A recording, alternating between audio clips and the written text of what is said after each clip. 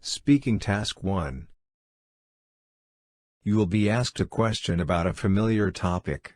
You will then have 15 seconds to prepare your response, and 45 seconds to speak.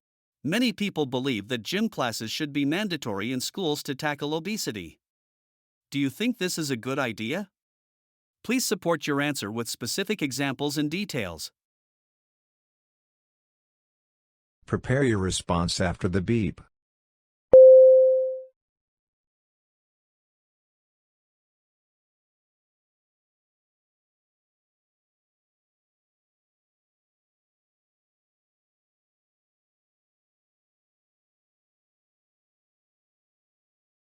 Start speaking after the beep.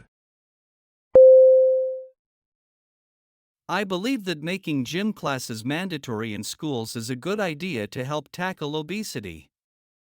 First, gym classes encourage students to be active, which can lead to healthier lifestyles. For example, activities like running and playing sports can help children burn calories and stay fit. Second, these classes teach important skills like teamwork and discipline, which are useful beyond just staying healthy. Lastly, regular exercise can improve mood and focus, helping students do better in other subjects. Overall, mandatory gym classes can promote a balanced lifestyle and help students develop habits that prevent obesity. Speaking Task 2. You will read a short paragraph and then listen to a conversation between two people.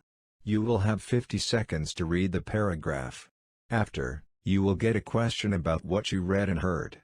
You will have 30 seconds to prepare your response and then 60 seconds to give it. You have 50 seconds to read. Start reading after the beep.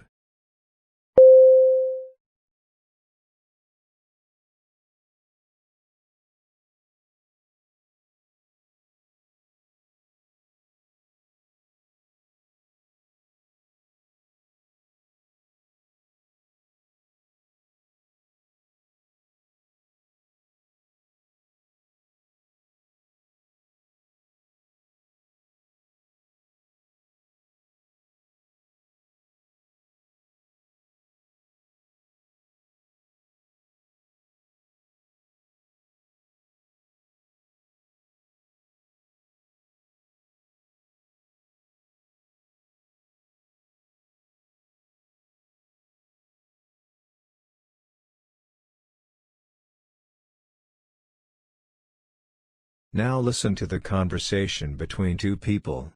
Hey, have you seen the announcement about the new tech-free zones around campus? Yeah, I just read it. Sounds like a good idea to me. Seriously? I think it's a bit backwards. First off, I rely on my devices for everything, even relaxation. Listening to music, podcasts, or just checking on some study material. What if I'm in that zone and suddenly need to access something important? Well, I guess the idea is to give us a break from all that for a short while. And another thing, they're saying it's to promote face-to-face interactions. But what if someone, say an introvert, feels more comfortable in their own space with their device? They might feel out of place or pressured to interact when they're not ready or willing. Not everyone's idea of relaxation is the same. I get what you're saying, but it's just a few zones. The entire campus isn't tech-free. Maybe it could help some people disconnect for a bit. I guess we'll see. It just seems like a lot to impose without knowing if the majority even wants it. Everyone will have their opinions. Let's see how it plays out. What is the male student's opinion about the tech-free zones? Prepare your response after the beep.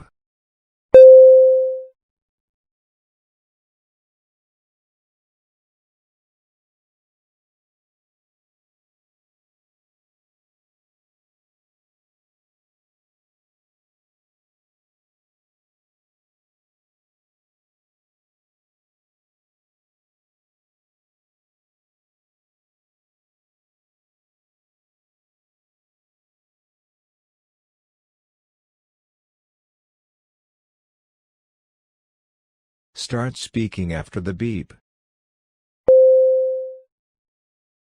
The male student expresses strong reservations about the introduction of tech-free zones on campus. He views the initiative as regressive, highlighting his dependence on electronic devices for various activities, including relaxation. He is concerned about the practical implications, questioning what would happen if he needed to access important information while in one of these zones. Additionally, he challenges the notions that face-to-face interactions, as encouraged by the tech-free zones, are universally beneficial. He points out that introverted individuals might feel uncomfortable or pressured in such settings, suggesting that the initiative does not account for diverse preferences and needs related to relaxation and social interaction.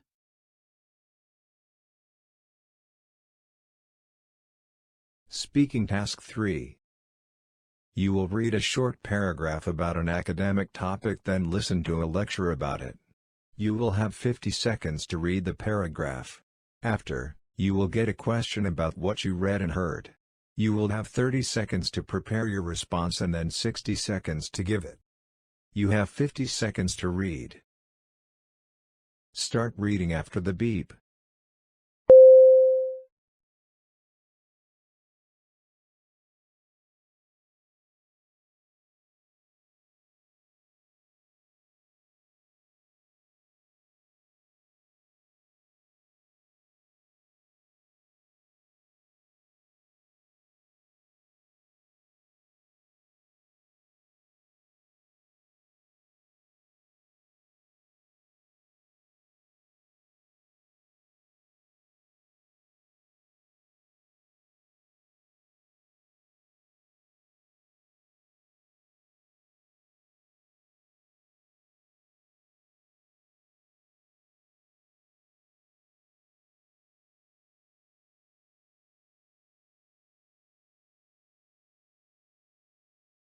Now listen to the lecture.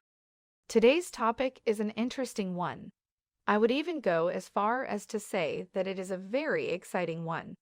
What I find really exciting about it is the fact that companies can decide to go in completely new directions. We can end up with fascinating outcomes that prove that anything is possible. There are several types of business diversification that we can talk about. The one I would like to start with is the strategic diversification. It might be logical to some to deduce that this implies that the company has decided to use more than one strategy. But what it actually means is that the company has decided to partner up or acquire companies whose assets would be a great addition to its own. Imagine that you are a CEO and that you're not happy with the data you have on your customers, and that you're not happy with your capabilities when it comes to collecting said data. Instead of spending precious time in improving your capabilities, why not simply acquire a company that does this better? The most familiar type of business diversification is the market diversification. Here we are talking about penetrating into new markets. Think of a company that has decided to market and sell their products in a new country. What are the types of business diversification that the professor talks about? Use points and examples from the lecture. Prepare your response after the beep.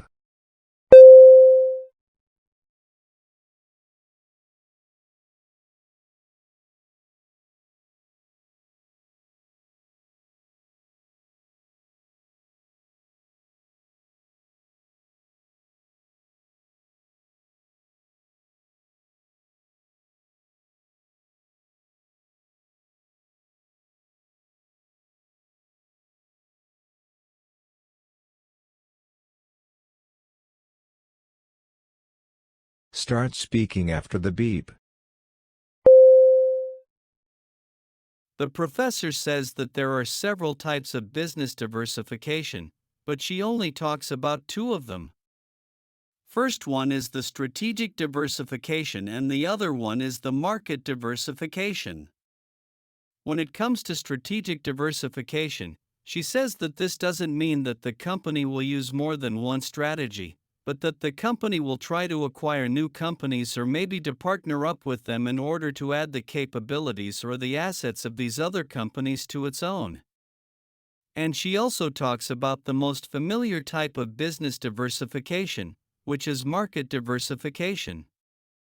And basically, this means that the company is trying to penetrate into new markets, for example, sell their products in a new country.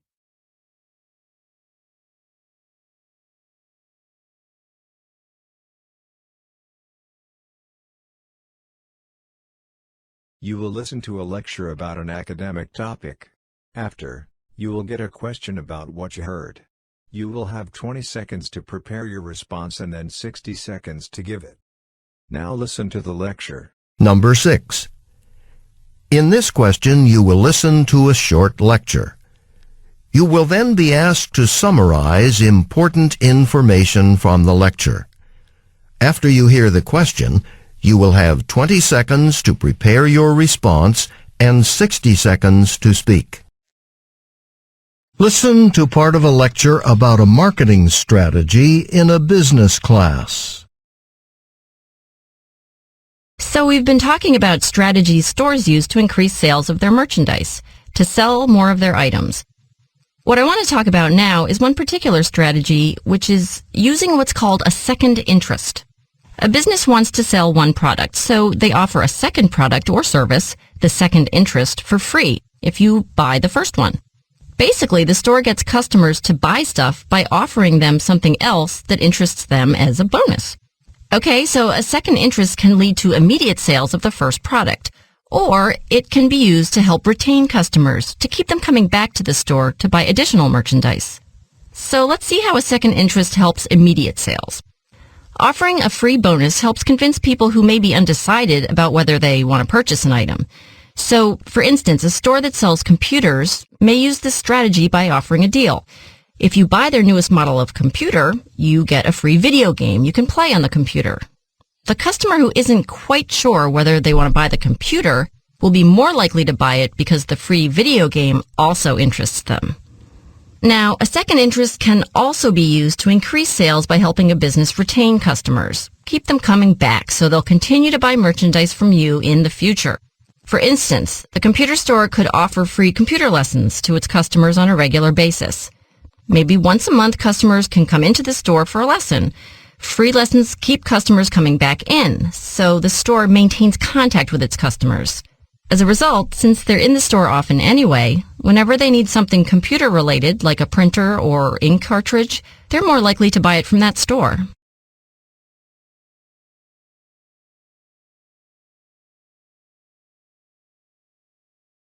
Using the two examples from the talk, explain how a business can increase sales by creating a second interest. Using the two examples from the talk, explain how a business can increase sales by creating a second interest. Prepare your response after the beep.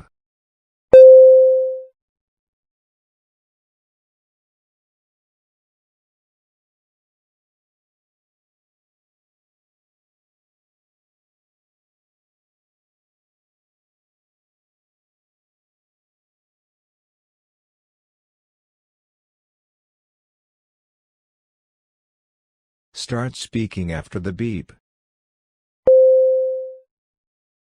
The professor explains that businesses can increase sales by creating a second interest, which means offering something extra for free to encourage customers to buy a product. The first example is a computer store that offers a free video game when customers buy the newest model of a computer.